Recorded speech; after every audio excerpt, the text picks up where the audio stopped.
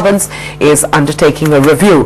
From Reliance Industries to Dabur, which was just short while ago posted its fourth quarter earnings.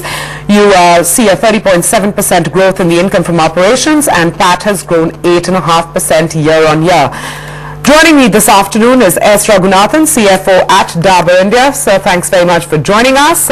Let's just go through each of the parameters one by one. And the first is volume growth. Have there been recent price hikes? Have you seen the impact of that on your volumes at all? Can you just isolate the volumes and talk about that? Yeah, we have grown in volume terms by 9.5% on organic basis. Our price increase have been 4.7. We didn't see any significant dip in our volume because of the price increases we have taken. Well, fair enough. What about the margin picture? And here I'd like you to address specifically the impact of your recent acquisitions, Namaste, Hobe, etc. Yeah. See, Namaste and Hobby, which we acquired in the last 4 months, had a top line of about 165 crores. Their blended EBITDA margin is around 15%. That is what has really come in. Okay. So, I'm focusing a little bit on margins because that really is the pressure point for a number of FMCG companies. There is just no denying the input cost pressures. I mean, what's the outlook that you have at Dabur for Q1 of the current fiscal, Q2? Any signs of abatement in the input price costs?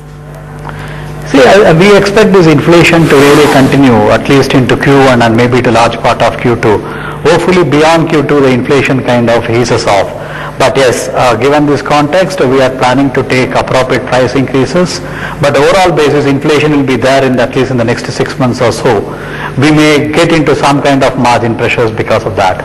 How much lower than the current level? In terms of margins, yeah. So what we are planning is we will normally be able to take price increases to neutralize the cost.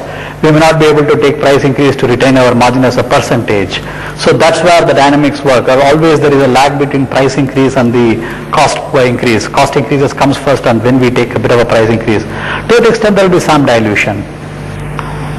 And you can't share a number with us on that? I would not like to commit a number because we are working on a plan. It is a dynamic situation. So okay, let's talk about something which is safer then. What you've been talking about your rural India footprint. Again, we understand the why.